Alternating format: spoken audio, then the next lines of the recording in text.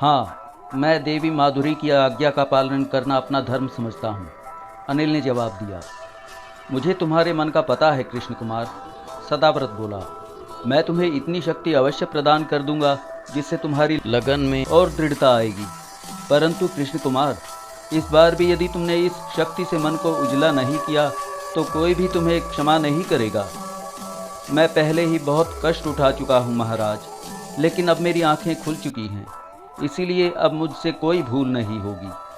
अच्छा, अब प्रस्थान करो कृष्ण कुमार, मेरा आशीर्वाद तुम्हारे साथ है। सदाव्रत ने अनिल के सिर पर हाथ रखकर आशीर्वाद दिया। फिर अगले ही क्षण वो अनिल की निगाहों के सामने से ओझल हो गया। माधुरी ने उसे लाल घाट जाने का आदेश दिया था। अनिल को अब किसी मामले से कोई मतलब नहीं था, ना ही अब वो किसी सोच विचार में ही पड़ना चाहता था।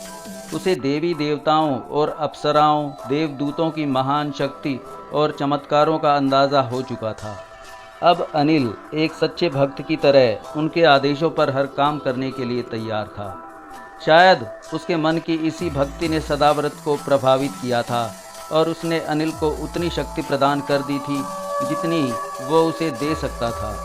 हालांकि ये शक्ति उस शक्ति के मुकाबले में कुछ भी ना थी जो अनिल पहले हासिल कर चुका था, लेकिन अनिल के लिए इतना ही बहुत था कि देवदूत ने उसे क्षमा कर दिया था।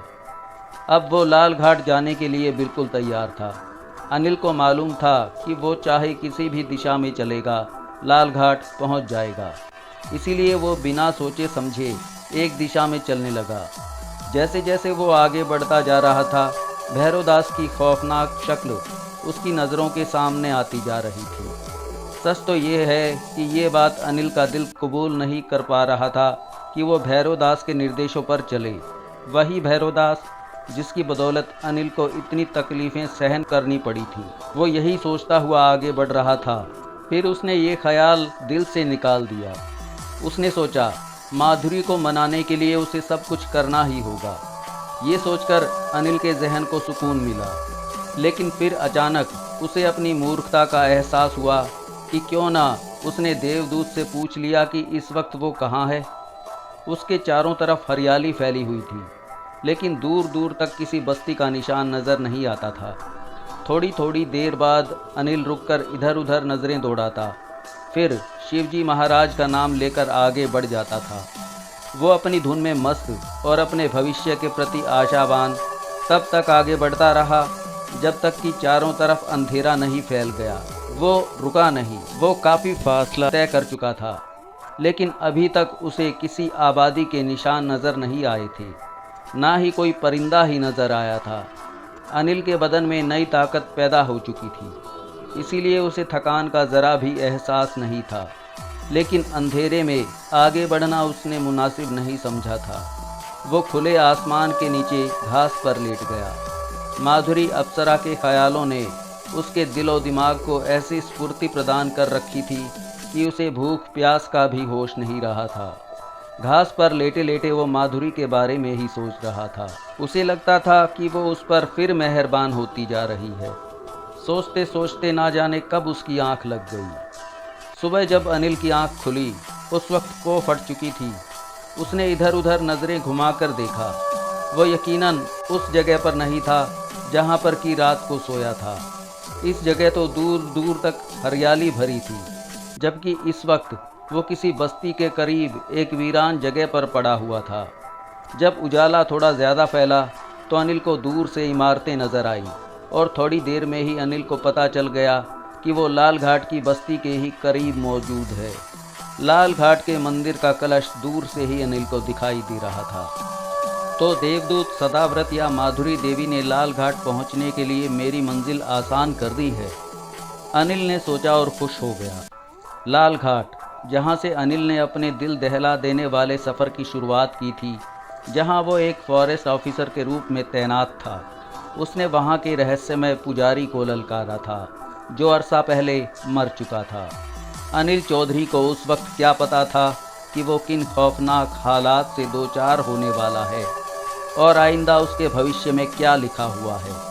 अनिल ने भैरव महाराज का नाम लिया और बस्ती की तरफ बढ़ने लगा।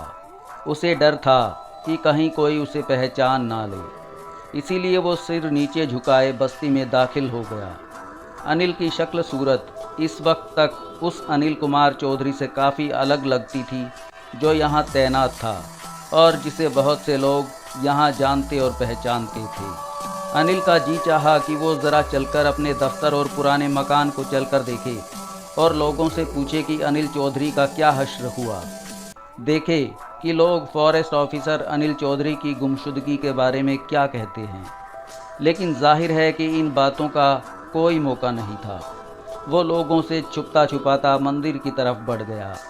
रास्ते में उसे किसी ने नहीं देखा तो उसने राहत की सांस ली। मंदिर का रास्ता बहुत खतरनाक था और लोग दिन के वक्त भी उधर से गुजरते हुए डरते थे। भैरवदास के रहस्यमय और खूंखार प्रेत ने इलाके में कुछ ऐसी दहशत फैला रखी थी कि लोगों ने मंदिर की ओर जाना ही छोड़ दिया था। सिर्फ वही लोग जो लाल घाट के मृत पुजारी को ईश्वर का ही कोई अवतार समझते थे वही मंदिर की ओर जाते थे।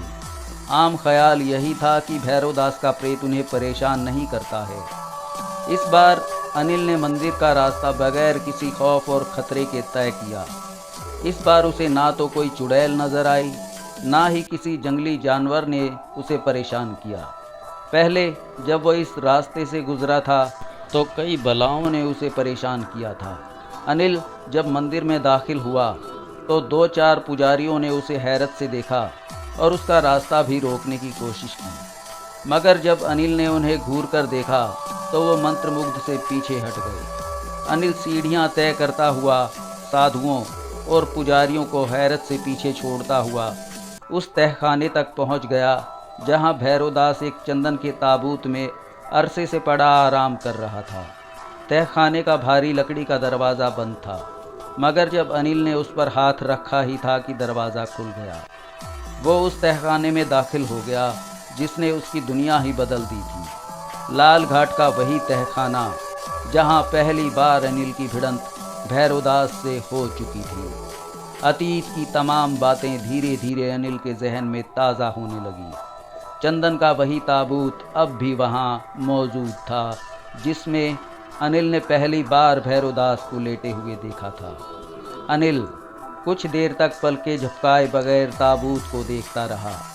फिर उसके कदम अपने आप उस ताबूत की तरफ उठने लगे। ताबूत के करीब पहुंचकर उसने ताबूत के अंदर झांक कर देखा तो लाल घाट का मृत पुजारी आंखें बंद किए ताबूत के अंदर लेटा हुआ था। वो भैरवदास को घूरता रहा। उसके जिस्म पर सिर्फ एक पीली धोती मौजूद थी, सीना नंगा था, चेहरे पर भभूत मली हुई थी जिसने उसके भारी भरकम चेहरे को और भी खौफनाक बना दिया था। पहली बार जब अनिल इस तहखाने में दाखिल हुआ था तो उसके दिल में ये इच्छा तड़प रही थी कि किस तरह वो इस रहस्यमय पुजारी का खात्मा कर दे, लेकिन आज उसे यहाँ इसीलिए भेजा गया था कि वो भैरवदास के हुक्म पर चले और उसकी सेवा करे। इस ख्याल ने अनिल को बस 2-4 क्षणों के लिए बेचैन किया। उसके बाद फौरन ही उसके दिल ने कहा, संभलो कृष्ण कुमार, कहीं ऐसा ना हो कि ज़रा सी भूल तुम्हारी सारी मेहनत पर पानी फेर दे। और दिल के इस मशवरे पर अनिल यूँ चौंका जैसे उसके दिमाग में किसी ने नंगा बिजली का तार छुआ दिया हो। वो दबे कदमों तेज़ी से 2 कदम पीछे हट गया।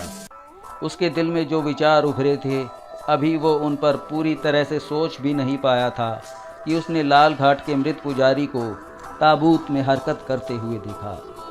अनिल की नज़रें एक बार फिर भैरवदास पर जमकर रह गईं, जिसकी आंखों के पपोटे धीरे धीरे हिल रहे थे।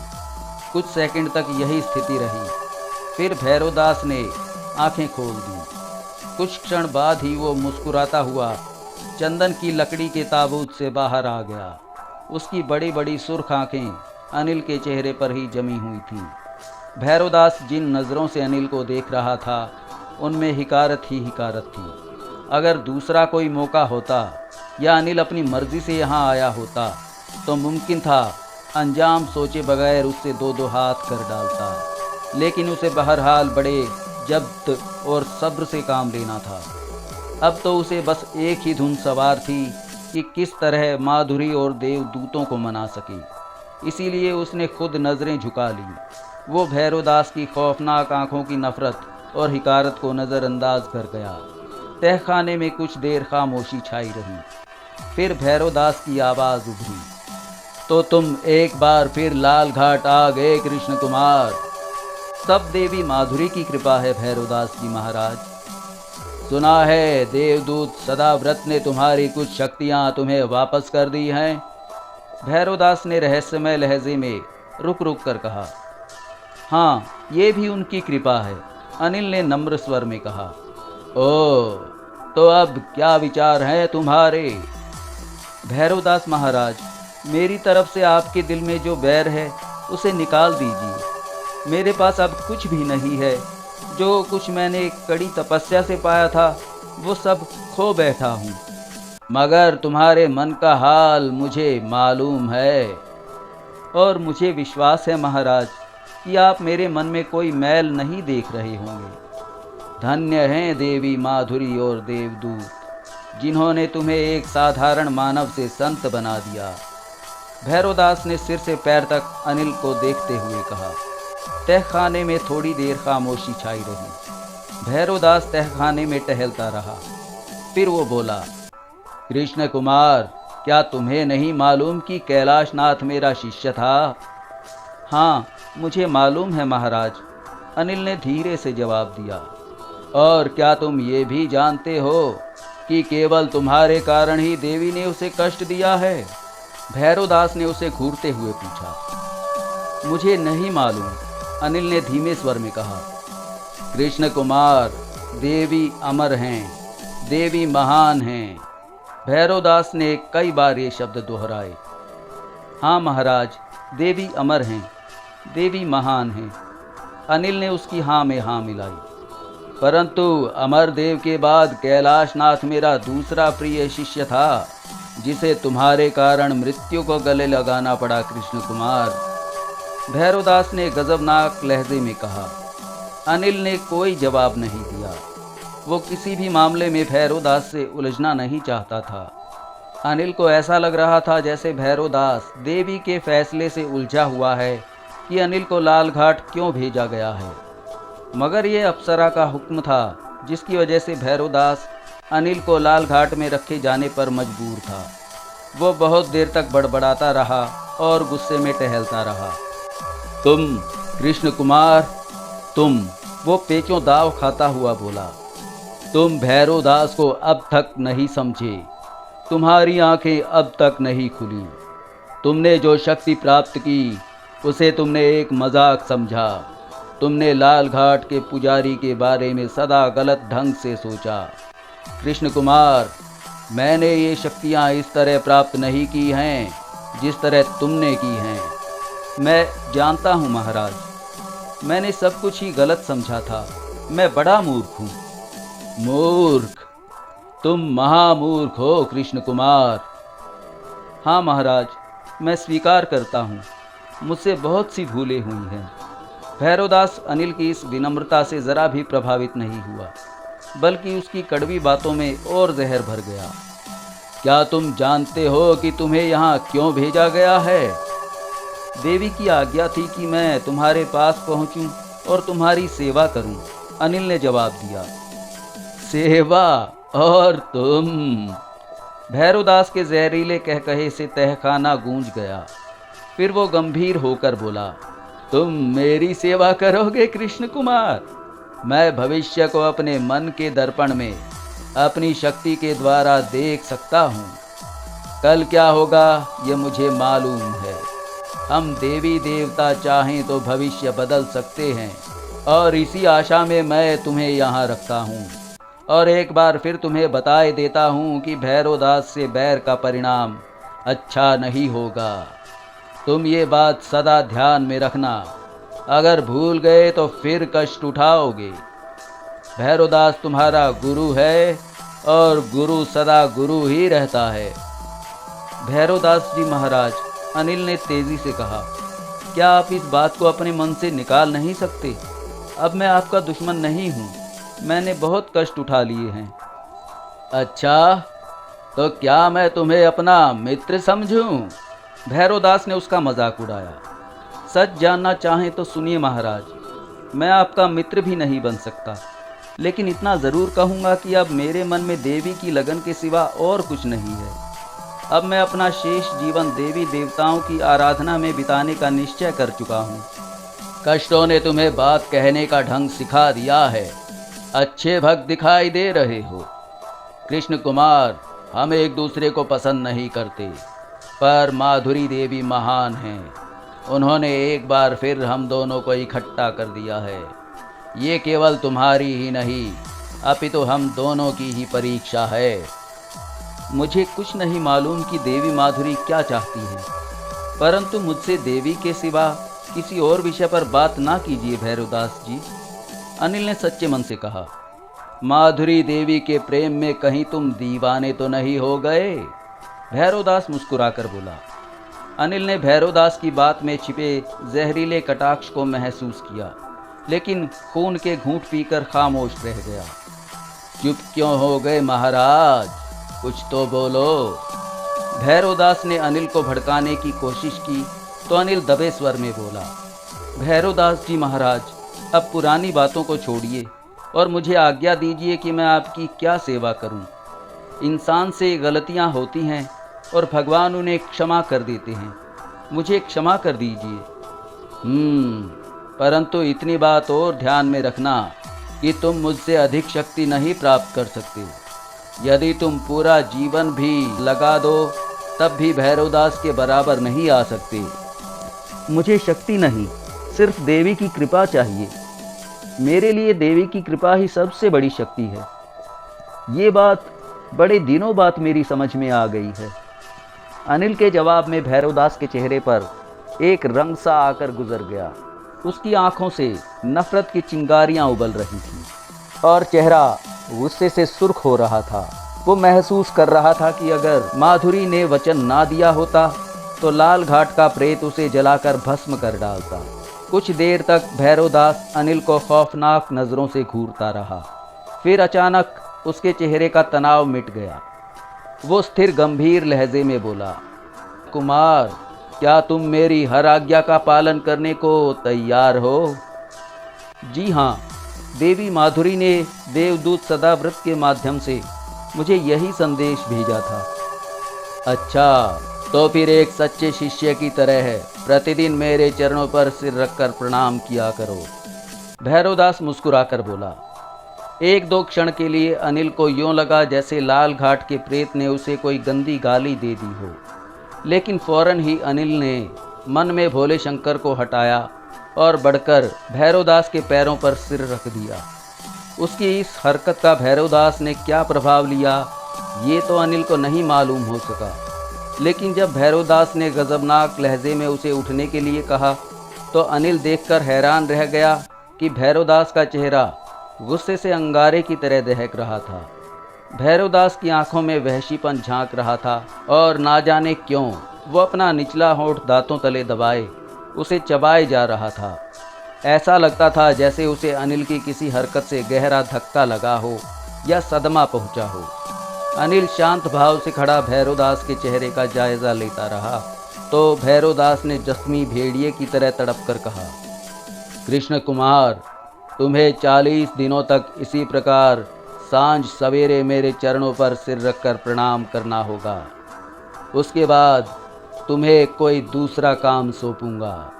मैं देवी के लिए कोई भी काम करने को तैयार हूँ भैरवदास महाराज। अनिल ने बेझिझक जवाब दिया तो भैरवदास की वहशत में कुछ और इजाफा हो गया। उसने किसी आदमखोर दरिंदे की तरह तहखाने में यूं टहलना शुरू कर दिया जैसे पिंजरे में बंद कोई शेर अपनी बेबसी पर तिलमिला रहा हो। टहलते टहलते वो रुककर गजबनाक नज़रों से अनिल को घूरता रहा और फिर होंठ चबाकर दोबारा टहलना शुरू कर देता था। थोड़ी देर तक उसकी यही हालत रही। फिर वो पलटा और अनिल को वहीं छोड़कर तहखाने से बाहर चला गया। तहखाने से उसके जाने के बाद अनिल ने इत्मीनान की एक गहरी सांस ली और दीवार से टेक लगाकर फर्श पर बैठा सोचने लगा कि आखिर वो क्या वजह हो सकती है जिसने लाल घाट के रहस्यमय और शक्तिशाली प्रेत को व्यग्र कर रखा है। बड़ी देर तक अनिल इन्हीं विचारों में गुम रहा। फिर जब इसकी कोई वजह उसकी समझ में नहीं आ सकी तो उसने इस विचार को दिमाग से झटक दिया। उसने आंखें बंद की और माधुरी अप्सरा की कोमल कल्पना में खो गया। लाल घाट में 40 दिन तक अनिल किस हालत में रहा और लाल घाट के प्रेत भैरवदास ने किस किस तरह उसके सब्र का इम्तिहान लिया, अगर उसका वर्णन विस्तार से बताया जाए तो बहुत वक्त गुजर जाएगा। बस इतना ही कहना काफ़ी है कि उन 40 दिनों में भैरवदास के प्रेत ने अनिल से हर वो काम लिया जिसे आम भाषा में गंदा कहा जाता है। इस तमाम अरसे में भैरवदास के प्रेत ने अनिल के साथ जो सुलूक किया था उसे अनिल का दिल ही जानता था, लेकिन अनिल ने सब्र का दामन हाथ से नहीं जाने दिया। जब भी भैरवदास उसे कोई काम बताता वह माधुरी की कल्पना करके वो काम शुरू कर देता। अगर भैरवदास अनिल को ताव दिलाने की कोशिश भी करता तब भी अनिल देवताओं का ध्यान करके नज़रअंदाज कर जाता। गरज ये कि उन 40 दिनों में एक पल भी ऐसा नहीं गया जब माधुरी देवी तथा अन्य देवताओं का ख्याल अनिल के मन में ना आया हो। फिर जब 40 दिन पूरे हो गए थे तब भैरवदास ने अनिल से कहा, कृष्ण कुमार, तुम्हारे अंदर एक अच्छा सेवक बनने के सारे गुण छिपे हुए हैं, परंतु तुम्हारे भाग्य में कुछ और ही लिखा हुआ है। मुझे इन सब बातों से कोई मतलब नहीं है भैरवदास। देवी माधुरी जो चाहेंगी देवताओं की कृपा से वो ज़रूर पूरा होगा। देवी क्या चाहेंगी ये मैं जानता हूँ, परंतु भैरवदास का प्रेत बात अधूरी छोड़कर किसी विचार में गुम हो गया। उसके चेहरे पर कुछ ऐसे भाव उभरे जैसे वो किसी उलझी हुई गुत्थी को सुलझाने की कोशिश कर रहा हो। 40 दिनों में बहुत बार अनिल उसे इसी हालत में देख चुका था, इसीलिए इस वक्त भी उसने इस पर ज़्यादा ध्यान नहीं दिया।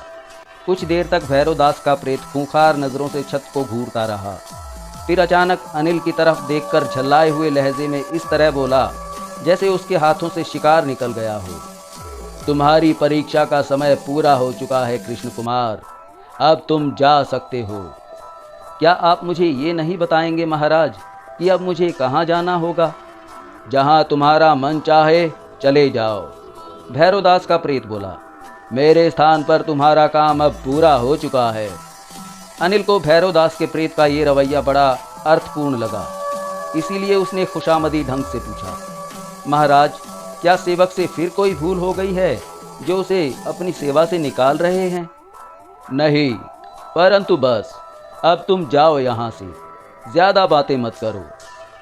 महाराज, आपका दिल अभी साफ नहीं हुआ है, अनिल ने उसी लहजे में कहा। कृष्ण कुमार, मैंने कहा ना कि तुम्हारी परीक्षा का समय पूरा हो चुका है, भैरवदास ने कुछ उखड़े से लहजे में जवाब दिया। प्रणाम महाराज जी, अनिल ने हाथ जोड़कर कहा। फिर जाने के लिए पलटा ही था कि भैरवदास उसे रोककर बोला, सुनो कृष्ण कुमार, जाते जाते मेरी एक और बात सुनते जाओ। दूसरी बार हो सकता है कि हम दोनों इस तरह ना मिल सकें, तब स्थिति कुछ और ही है। समय आ रहा है, समय आ रहा है, बस अब तुम जाओ यहाँ से। भैरवदास का प्रेत व्यग्र लहजे में बोला था। और कुछ महाराज? हाँ, एक बात और भी है। भैरवदास का प्रेत अनिल को कहर भरी नज़रों से घूरता हुआ बोला, तुम सिर्फ उसी समय तक सुरक्षित रह सकते हो जब तक माधुरी देवी के पवित्र स्थान पर रहो। वहाँ से निकलने के बाद तुम्हें मेरे हाथों से कोई भी शक्ति नहीं बचा सकेगी।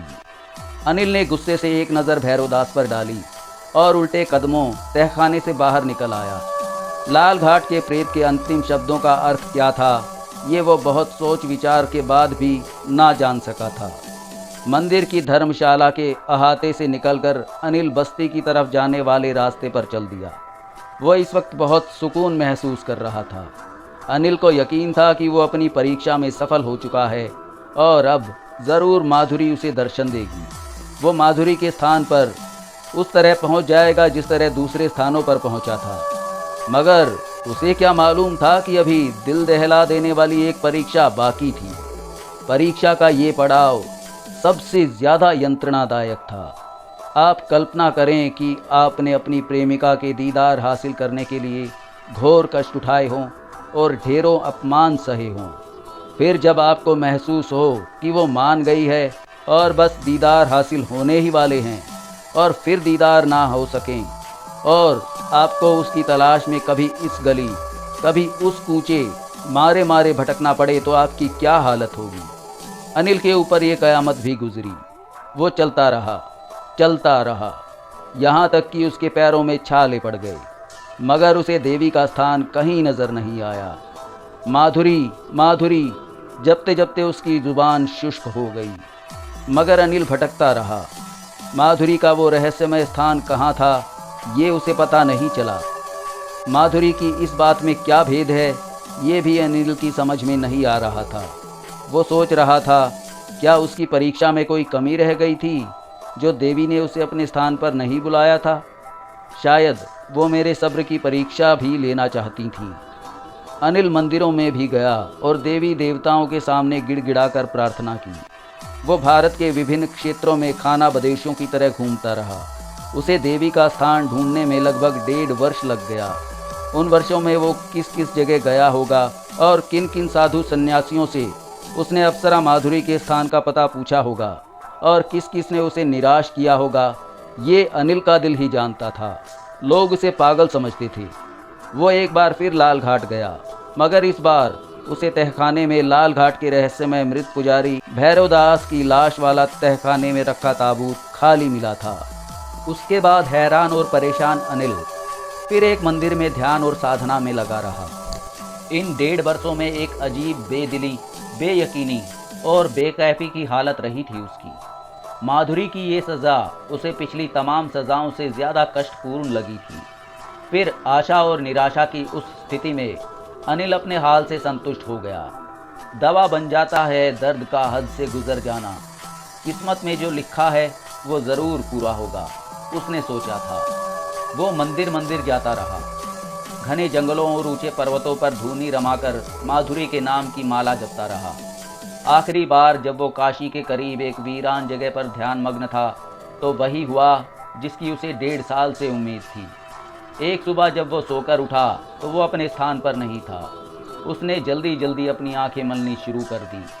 जब उसने दोबारा आंखें खोली तो उसे यकीन हो गया कि ये ख्वाब नहीं, हकीकत थी।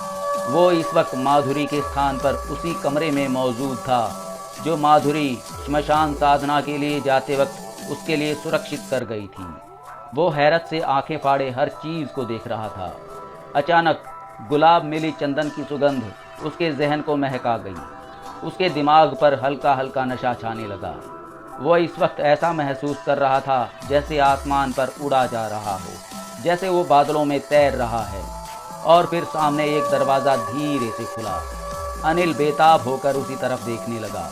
उसके सामने सुंदरता और विलासिता की मूर्ति अप्सरा माधुरी खड़ी थी, अपने 16 श्रृंगार के साथ। 1.5 साल की संघर्ष तथा दुखदायी परीक्षा के बाद माधुरी को उसके संपूर्ण रूप तथा श्रृंगार के साथ अपने समक्ष खड़ा पाकर अनिल की प्रसन्नता और प्रफुल्लता का कोई ठिकाना ना रहा।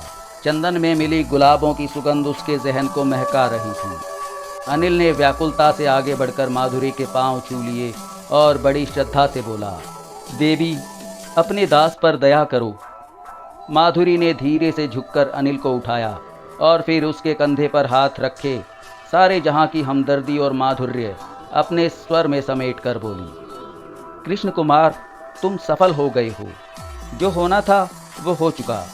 मुझे मालूम है अब तुम्हारे मन में कोई मैल नहीं है। अब तुम मेरे सच्चे सेवक बन गए हो। ये सब आपकी कृपा का फल है देवी। अनिल ने चकित भाव से माधुरी को देखकर कहा, परंतु अभी एक बात ऐसी बाकी है जो मेरे मन को व्याकुल कर रही है।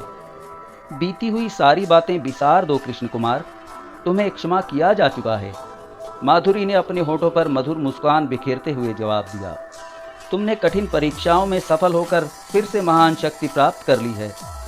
सुंदरता की देवी अप्सरा माधुरी उससे बात कर रही थी और अनिल को यों महसूस हो रहा था जैसे वो कोई हसीन ख्वाब देख रहा हो, बादलों में उड़ रहा हो।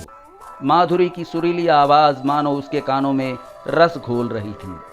फिर वो चौंका उस वक्त जब माधुरी ने उसके दोनों कांधों पर हाथ रखकर कहा, कृष्ण कुमार तुमने ये क्या रूप बना रखा है।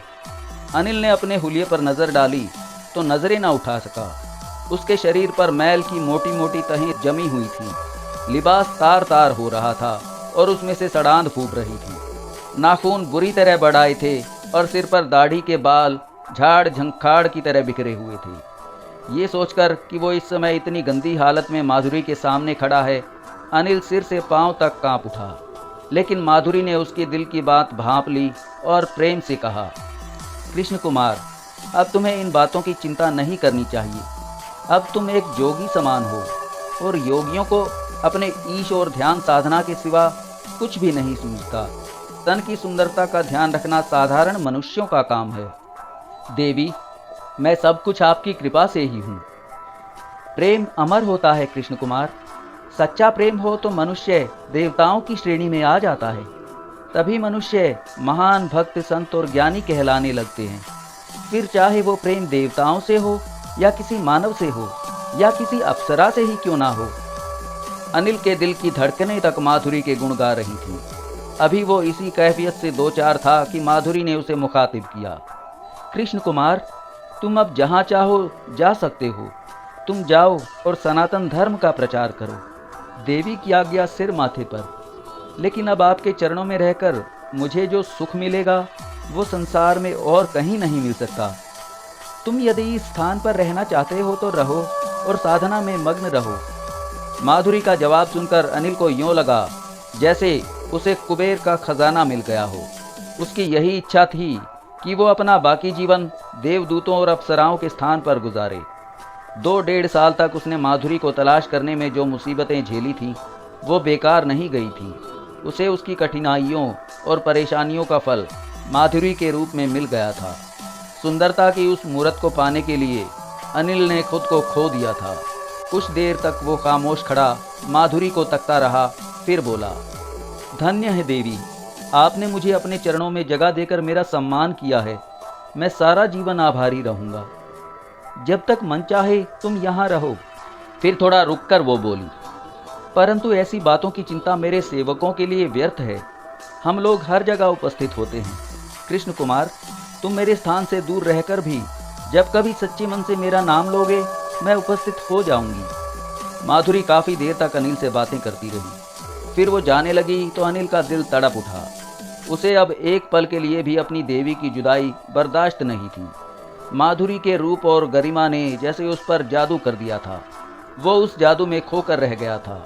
माधुरी के जाने के बाद वो काफ़ी देर तक उसके ख्यालों में ही गुम रहा। फिर रात आई तो वो आराम करने की नीयत से लेट गया। माधुरी के स्थान पर रहकर जो शांति अनिल को मिली और जैसा सेवा सत्कार उसका किया गया वो उसकी अपेक्षा से बहुत ज़्यादा था।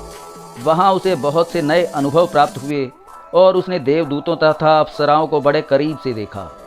उसका वो सारा समय धर्म तथा आत्मिक विषयों में लगा। पहली बार उसे ये महसूस हुआ कि सनातन धर्म का एक ठोस तथा संगठित सिलसिला है जो युगों से चलता आ रहा है। 3 साल तक वो माधुरी के पास रहा। इन 3 वर्षों में अनिल को माधुरी का सामीप्य इच्छानुसार प्राप्त होता रहा। वहाँ की दासियाँ और देवदूत उससे बड़ा स्नेह रखते थे। अनिल हर वक्त देवी देवताओं की पूजा और सिद्धियों में व्यस्त रहता था। लेकिन 3 साल गुजरने के बाद उसका दिल इस एक रास्ता से उकताने लगा था। माधुरी के कहने के अनुसार उसने ऐसी शक्ति प्राप्त कर ली थी जिसके समक्ष बड़े से बड़े तांत्रिक की शक्ति बेकार थी। इसके अलावा माधुरी ने उसे अनुमति दे रखी थी कि वो जहाँ चाहे जाए और जो जी में आए करे। इसीलिए जब उसकी उकताहट बढ़ गई तो उसने डरते डरते माधुरी से कहा, देवी, अगर आपकी आज्ञा हो तो मैं। माधुरी ने उसकी बात काटते हुए अर्थपूर्ण स्वर में कहा, मैं जानती हूँ कि इस समय तुम्हारे मन में क्या है। सारा संसार तुम्हारा है। तुम जहाँ चाहो जाओ और मानव जाति में धर्म के साथ साथ प्रेम तथा सद्भाव का प्रचार करो और उन्हें शांति दो। आपका वियोग मुझे सहन नहीं है देवी, लेकिन मैं चाहता हूँ कि एक बार अपने साथियों से मिल आऊँ। मैं जल्द वापस आ जाऊँगा। प्रस्थान करो कृष्ण कुमार। मुझे मालूम है कि तुम कब वापस आओगे या नहीं आओगे। माधुरी से अनुमति मिल जाने के बाद अनिल उसके स्थान से बाहर आ गया। इस वक्त उसकी हालत बड़ी अजीबोगरीब हो रही थी। अगर आपके पास दौलत हो तो उसका दिखावा करने के लिए आपका मन तड़पेगा। अनिल की शक्ति उसकी दौलत थी और उसका दिल उसके प्रदर्शन के लिए तड़प रहा था। वो भूल गया था कि अतीत में वो शक्ति प्रदर्शन करके किन किन तबाहियों से दो चार हुआ था। अब फिर इस बात ने उस पर गुरूर का नशा चढ़ा दिया था कि उसके पास ऐसी शक्तियां हैं जो किसी भी बड़े से बड़े तांत्रिक या सन्यासी के पास नहीं हैं। अब माधुरी ने उसे खुली छूट दे रखी थी। आप ज़रा सोचिए, आपको इस बात का एहसास है कि आप संसार के सभी इंसानों से बलवान और महान हैं, तो आपकी क्या हालत होगी। अनिल को इंसानों में अब कोई दिलचस्पी नहीं थी। उसके लिए अब इंसानों की हैसियत खिलौनों से ज़्यादा नहीं थी। उसे अब इस बात का शदीद एहसास था कि वो अब अपराजेय शक्तियों का स्वामी है। वे लोग जो कभी उसे तुच्छ समझते थे, वो उन्हें सबक सिखाने का हकदार है। मतलब ये कि उसकी हालत इस वक्त उस मदमस्त हाथी जैसी थी जो दीवानगी की हालत में पहाड़ों को भी बोना समझने लगता है। सच्ची बात तो ये है कि माधुरी के स्थान से दूर होकर वो ये सोचने लगा था कि उससे बड़ी कोई शक्ति पूरी सृष्टि में है ही नहीं। अपनी धुन में मस्त वो आगे बढ़ रहा था कि अचानक उसे अपने बनारस वाले दोस्त जगत लाल का ख्याल आ गया, जिसकी बीवी को उसने बीमारी की आफत से बचाया था। जगत लाल से उसके ख़ानदानी संबंध थे और वो अनिल का बेहतरीन दोस्त था। इसीलिए अनिल ने सोचा कि उसे सबसे पहले जगत लाल के पास हो जाना चाहिए। ये सोचकर वो पूर्व दिशा में चल पड़ा। ये तो बताने की ज़रूरत ही नहीं कि वो कितनी देर में बनारस पहुंचा। उसके लिए फासले अब कोई महत्व नहीं रखते थे, बस सोचने भर की देर थी। अनिल को लंबे अरसे बाद देखकर जगतलाल खुशी से दीवाना होकर उससे लिपट गया। काफ़ी देर तक वो दोनों इधर उधर की बातें करते रहे। फिर जब अनिल ने उसकी बीवी के बारे में पूछा तो जगतलाल ने गंभीर होते हुए जवाब दिया, अनिल चौधरी, तुम्हारी भाभी का देहांत हो गया है। 2.5 साल से मैं बड़ी वीरान जिंदगी गुजार रहा हूँ। इन्हीं परेशानियों में मेरी नौकरी भी चली गई। जगत की बीवी की मौत के बारे में सुनकर अनिल को बहुत दुख हुआ। उसने उचित शब्दों में शोक प्रकट किया। फिर बोला, तो फिर आजकल तुम्हारा गुजारा कैसे चल रहा है? क्या कोई दूसरी नौकरी कर ली है? बीच में कुछ समय के लिए एक नौकरी मिली थी, लेकिन अब वो भी चली गई। जगत अनिल को अपनी व्यथा कथा सुनाने लगा। उसकी हालत वाकई दयनीय थी। इसीलिए जब जगत कह चुका तो अनिल मुस्कुरा कर बोला, जो कुछ तुम पर बीत चुकी है उसे भूल जाओ। अब तुम्हारा दोस्त आ गया है तो तुम्हें परेशान नहीं होने देगा। जगत अनिल की शक्ति का चमत्कार एक बार पहले भी देख चुका था। इसीलिए वो पहले तो अनिल से उसके बारे में दुनिया भर की बातें पूछता रहा। फिर बोला, अनिल, तुम्हारे आने की कितनी खुशी हुई है ये मेरा दिल ही जानता है, लेकिन मुझे मालूम है कि आजकल तुम्हारी हालत पतली है। अनिल उसके दिल की बात पढ़ता हुआ बोला, मगर मेरे आने के बाद तुम्हारी गरीबी के दिन ख़त्म हो चुके हैं। इसीलिए कंजूसी से काम ना लो और मेरे लिए शानदार खाने का प्रबंध करो। जगत उसकी बात का अर्थ समझने में असमर्थ था। वो कुछ देर तक हैरत से अनिल की तरफ देखता रहा। फिर भर्राई हुई आवाज़ में बोला, अनिल, तुम मेरे जिगरी दोस्त हो, फिर भी तुम्हें यकीन दिलाता हूँ कि आजकल मैं कोड़ी कोड़ी के लिए मोहताज हूँ। अनिल ने उसकी बात के जवाब में कुछ नहीं कहा और उसका हाथ पकड़कर उस कमरे में घसीट लाया जहाँ कभी उसकी बीवी का बिस्तर था। कमरे का साजो सामान बिल्कुल वैसा ही था जैसा कि अनिल ने पहली बार देखा था, मगर अब सारी चीज़ों पर वीरानी और उदासी बरस रही थी। एक दो क्षण के लिए अनिल भी उदास हो गया, लेकिन फिर उसने जगत को मुखातिब करके पूछा, भाभी का संदूक कहाँ है? जगत अब भी कुछ ना समझ सका। अनिल खूब जानता था कि इस वक्त जगत के दिल पर क्या बीत रही है। बहरहाल जब उसने एक ताला लगे संदूक की तरफ इशारा किया तो अनिल मुस्कुरा कर बोला, क्या तुमने कभी इस संदूक को खोलकर देखा है? नहीं। जगत की आवाज़ रुंध गई। मैं अपने जख्मों को अपने हाथों से नहीं कुरेदना चाहता। मुझे तुम्हारी भाभी के कपड़े देखकर दुख होता है। गलत समझ रहे हो तुम। इस संदूक में भाभी के कपड़ों के अलावा और भी बहुत कुछ है। इसे खोलो तो सही, अनिल ने संजीदगी से कहा। जगतलाल ने अनिल की तरफ ऐसी नज़रों से देखा जैसे उसे अनिल की बातों पर यकीन ना आ रहा हो। लेकिन फिर जब उसने संदूक खोलकर देखा तो हैरत से उसकी आंखें फटी की फटी रह गईं। संदूक धन दौलत से भरा पड़ा था।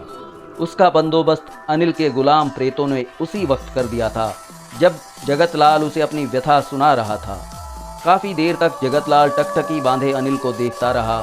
फिर बोला, अनिल चौधरी, तुम वाकई बड़े जादूगर बन गए हो। तुमने इतने दिनों में बहुत कुछ सीख लिया है। ये सब मेरे बाएं हाथ का खेल है जगतलाल, अनिल ने बड़ी लापरवाही से कहा। मेरे अंदर कितनी शक्ति है तुम उसकी कल्पना भी नहीं कर सकती। जगत के यहाँ ठहरे हुए अनिल को 2 मास गुजर गए। इस अरसे में अनिल ने बनारस में अपनी शक्ति का दिल खोलकर प्रदर्शन किया, लेकिन इस हद तक कि जहाँ उसे कोई पीड़ित नजर आता वो उसकी मदद के लिए फौरन तैयार हो जाता। इसके विपरीत जालिमों को उसने ऐसी सजाएं दी कि उन्होंने जुल्म करने से तौबा कर ली। बस यूँ समझिए कि वो एक बादशाह बना हुआ था इस वक्त, जिसके हाथों में उसकी सल्तनत के तमाम जरिए और साधन मौजूद थे। जगत को शायद शौक था, वो रोज़ आकर नई से नई समस्या बताता था। वो खामोशी से मौके पर पहुंचते और लोगों को हैरत में डाल देते थे। जगत को इन रहस्यमय तमाशों में खूब मज़ा आता था। वो अनिल की शक्ति का बुरी तरह कायल हो गया था और अनिल का बहुत ख्याल रखता था। फिर उन दोनों ने बनारस छोड़ दिया और हिंदुस्तान के कोने कोने तक पहुँचे। जहाँ गए वहाँ खूब हंगामे बरपाए। जगत के लिए जो कुछ अनिल से हो सका वो अनिल ने किया, जिसका नतीजा ये हुआ कि जगतलाल दौलतमंद हो गया। अनिल को खुशी थी कि वो अपने दुख भूलकर खुशहाल जिंदगी गुजार रहा था। मगर बुजुर्गों की बात सही साबित हुई कि जब इंसान दौलतमंद हो जाता है तो उसे हरी हरी सूझने लगती है, वो गुनाह की तरफ आकर्षित होने लगता है। जगतलाल की हालत भी कुछ ऐसी ही हो गई थी। दौलतमंद बन जाने के बाद उसने हाथ पांव निकालने शुरू कर दिए। उसने बुरी औरतों के साथ रंगरलियां मनाने के साथ साथ कोठों पर भी जाना शुरू कर दिया था। अनिल को इन बातों से कोई सरोकार नहीं था। वो तो एक संत था, त्यागी था, जिसका काम हर वक्त ज्ञान ध्यान में लगा रहना था। अनिल अपने दोस्त को खुश देखना चाहता था।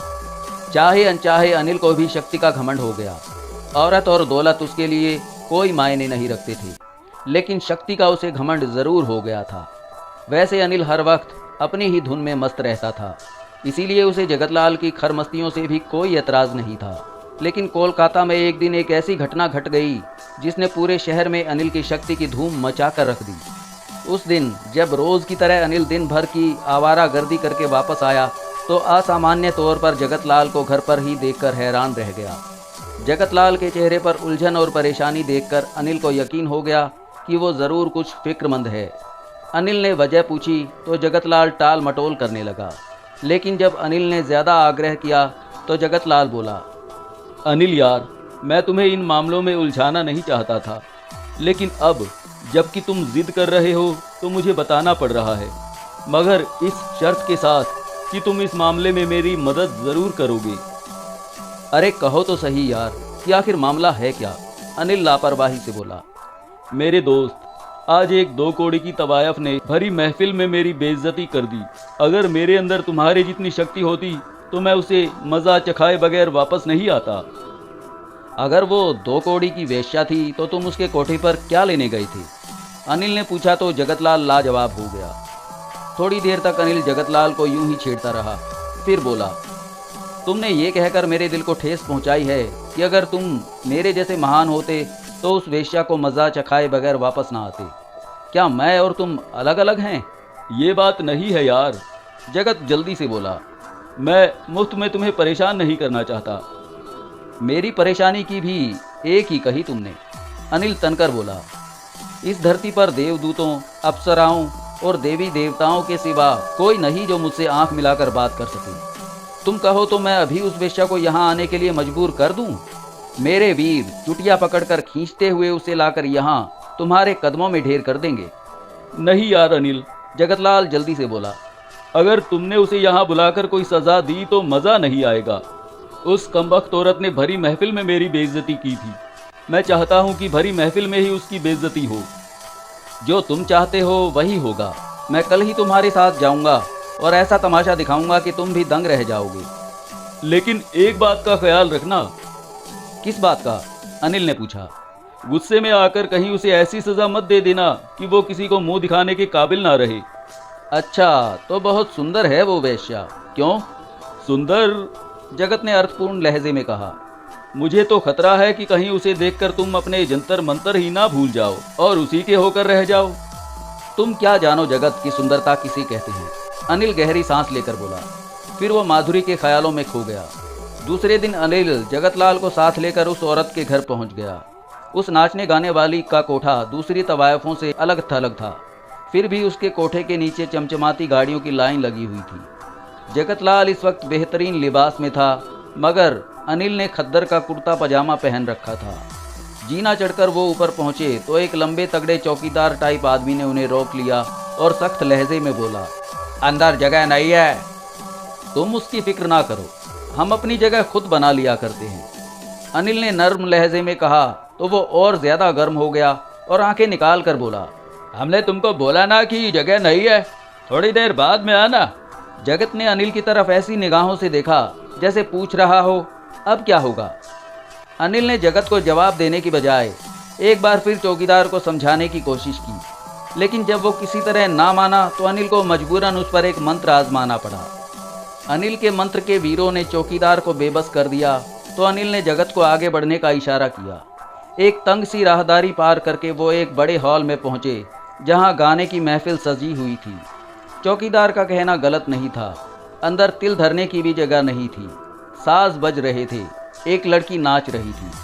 अनिल के लिए शक्ति प्रदर्शन का ये बेहतरीन मौका था। वो बेधड़क हॉल में दाखिल हो गया। वहाँ बड़े बड़े प्रतिष्ठित लोग बेहतरीन पोशाकों में मौजूद थे। जगतलाल उसके साथ था।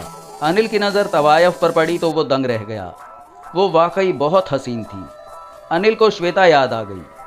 अभी वो श्वेता के बारे में सोच रहा था कि एक नायिका तेज़ी से उठकर उनके करीब आई और जगतलाल को घूरते हुए बड़े सख्त लहजे में बोली, मैंने कल तुम्हें मना किया था ना कि दोबारा यहाँ मत आना।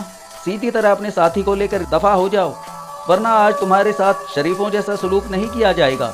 हम मुजरा देखे बगैर वापस नहीं जाएंगे। अनिल ने नफरत से नायिका की तरफ देखा। वेश्या का कोठा किसी के लिए रिजर्व नहीं होता। तुम्हें अगर पैसे चाहिए तो हम मुंह मांगे दाम देने को तैयार हैं। बड़ा आया मुंह मांगे दाम देने वाला। कभी अपनी सूरत भी देखी है आईने में?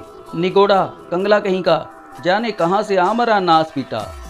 अनिल के जी में यही आया कि अंगुली के एक ही इशारे से उस मनूस औरत को भस्म कर दे, लेकिन इस तरह बात बिगड़ने की आशंका थी। उसने दोबारा नायिका से कहा, तुम मेरे हुलिये पर ना जाओ आंटी जी।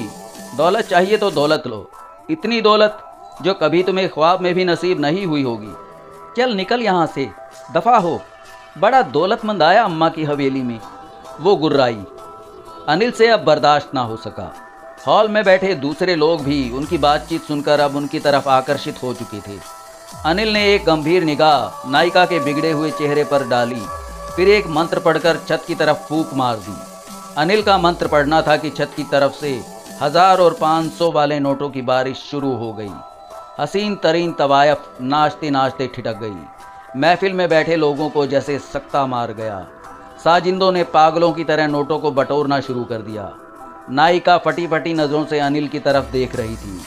अनिल ने महफिल का रंग उड़ते हुए देखा तो गरज कर बोला, तुम सब लोग चलते बनो, आज ये महफिल सिर्फ हमारे लिए सजेगी। नोटों की बरसात देखकर लोग पहले ही हैरान परेशान थे। अनिल की गूंजती हुई ठोस आवाज़ सुनकर कुछ लोग तो चुपचाप उठ गए थे। जो अड़े रहे उन्हें अनिल के वीरों ने उठा उठाकर जीने से नीचे धकेल दिया। हॉल खाली हुआ तो अनिल ने जगतलाल का हाथ थामा और आगे बढ़कर गाँव तकिए के सहारे बैठ गया। मुजरा शुरू किया जाए। बैठकर अनिल ने हुक्म दिया, अगर हमें तुम्हारा नाच अच्छा लगा तो हम तुम्हें और दौलत बख्शेंगे, लेकिन अगर ना हुआ तो हम तुम्हें जलाकर खाक कर देंगे। महाराज, नायिका ने लपक कर अनिल के पैर थाम लिए और गिड़गिड़ा कर बोली, हमें माफ़ कर दीजिए, हमसे भूल हो गई, हम आपको पहचान ना सके। अनिल ने नफरत से पांव खींचे तो नायिका सहम कर पीछे हट गई। साजिंदे मारे खौफ के जल्दी जल्दी साज बजाने लगे थे। तवायफ के पांव थिरकने लगे। वो सिर से पांव तक कयामत लग रही थी। जगत ने सही कहा था, पारे जैसा उसका जिस्म था, आंखें सुरूर भरी थीं और अदाएं होशख्वा। वो थिरक रही थी और जगत की आंखों में लालसा बढ़ रही थी। जगत की निगाहें नाचने वाली पर जमी हुई थीं, जबकि अनिल इस समय श्वेता के बारे में सोच रहा था, जिसे अनिल ने सच्चा प्यार किया था, जिसे पाने के लिए अनिल ने भैरव महाराज की कठिन तपस्या की थी। लेकिन वही श्वेता अमरदेव का दिल बहलाने में व्यस्त रही थी। उसने अनिल के साथ छल किया था, जिसके बदले में अनिल ने उसकी सुंदरता बिगाड़ दी थी। अनिल चौधरी, यही है वो मुश्तंडा जिसकी वजह से मेरी बेइज्जती हुई थी। अगर इसने चंपा तवायफ की तरफदारी ना की होती तो बात आगे ना बढ़ती। अनिल ने घूमकर देखा तो उसकी बगल में एक हट्टा कट्टा पहलवान धोती बांधे बैठा था। सफ़ेद कुर्ते के अंदर से उसका ताकतवर बदन झलक रहा था। उसके चेहरे पर बला का आत्मविश्वास था। वो कब हॉल में आया था अनिल नहीं देख सका था। वो पहलवान बड़े बाजारू अंदाज में मुजरा करती हुई चंपा को देख रहा था। अपने होठों में उसने एक सिगरेट दबा रखी थी। कुछ देर तक अनिल उसे घूरता रहा। फिर उसने नायिका को मुखातिब करके ऊंची आवाज़ में कहा, मैंने तुझे हुक्म दिया था कि जब तक हम यहाँ मौजूद हैं कोई दूसरा यहाँ ना फटकने पाए। फिर कबाब में हड्डी बनकर ये कहाँ से टपक पड़ा? महाराज, नायिका सहमी हुई आवाज़ में बोली, ये कोलकाता के बहुत बड़े आदमी हैं और कालीचरण के नाम से मशहूर हैं। मैं भला कैसे? अपनी गंदी जुबान बंद रख वेश्या, अनिल दहाड़ा। हम किसी ऐसे बंदे को बर्दाश्त नहीं करेंगे जो बिना प्रणाम किए हमारी सभा में घुसा चला आए और हमारी आज्ञा के बगैर बैठ जाए। ऐसे आदमी को हम अपराधी समझते हैं। कालीचरण अनिल की बात सुनकर आग बबूला हो गया। अनिल ने उसकी आंखों को देखा तो फौरन भाप गया कि वो 2-4 जंतर मंतर जानता है। अनिल ने उसे और भड़काने के लिए गुस्सैली आवाज़ में कहा, कालीचरण, तुम कौन हो मैं नहीं जानता, लेकिन इतना ज़रूर जानता हूँ कि तुमने हमारी सभा में आकर हमारा अपमान किया है। तुम्हारे बचाव का सिर्फ एक ही रास्ता है कि तुम मेरे पांव छूकर यहाँ बिना आज्ञा घुसे आने के लिए क्षमा याचना करो। कालीचरण, जिसके बारे में अनिल को बाद में पता चला था कि वो कोलकाता का ही नहीं बल्कि देश का भी एक मशहूर तांत्रिक है, वो उठ खड़ा हुआ और अनिल को खूंखार नज़रों से घूरता हुआ बोला, इस शहर में तुम एक नए पंछी दिखाई देते हो। अगर जान प्यारी है तो चुपचाप उठो और यहाँ से 9-2-11 हो जाओ, वरना तुम्हें ऐसा कष्ट दूंगा कि तुम्हारी आत्मा भी तड़प उठेगी। कालीचरण को आपे से बाहर होते देखकर अनिल को खुशी हुई। उसने पूर्ववत बैठे बैठे कालीचरण को जवाब दिया, श्रीमान, अगर तुम में कोई शक्ति होती तो तुम ज़रूर जान लेते कि इस समय तुम किससे बात कर रहे हो और तुम्हारी क्या हैसियत है। क्या नाम है तुम्हारा? कालीचरण ने दांत पीसते हुए कहा, नाम में क्या रखा है मोशाय, काम से काम रखो। तुम्हें मेरी आज्ञा का पालन करना ही होगा, इसके बगैर तुम्हारी यहाँ से मुक्ति नहीं हो सकती। जुबान पर लगाम दो अजनबी, कालीचरण गुर्राया। तुम एक तांत्रिक का अपमान कर रहे हो। गुरुदेव की सौगंध, यदि तुम तुरंत उठकर यहाँ से ना चले गए तो हम तुम्हें कड़ा दंड देंगे। अच्छा, तो आपने कोई गुरु भी पाल रखा है? अनिल मुस्कुराकर बोला, क्या मैं आपके गुरु घंटाल का नाम जान सकता हूँ? दुष्ट, तूने मेरे गुरुदेव भैरवदास जी का अपमान किया है। भैरवदास? अनिल उछलकर खड़ा हो गया। इससे पहले कि कालीचरण अपनी बात पूरी करता, अनिल ने कड़क कर पूछा, क्या तुम लाल घाट वाले भैरवदास के शिष्य हो? हाँ, मुझे विश्वास था कि मेरे गुरुजी का नाम सुनकर तुम जरूर चौंकोगे। कालीचरण, तुमने मेरे सामने भैरवदास का नाम लेकर मेरे सीने में सुलगती चिंगारियों को भड़का दिया है। अब मैं तुम्हें कष्ट दिए बगैर नहीं मानूंगा। कहकर अनिल ने एक मंत्र पढ़कर कालीचरण की तरफ फूंक दिया। कालीचरण को अंदाजा नहीं था कि सामने वाला उससे ज्यादा शक्तिवान है। कालीचरण अभी संभल भी ना पाया था कि अचानक कालीन पर एक नाग प्रकट हुआ और उसने झपटकर कालीचरण को डस लिया।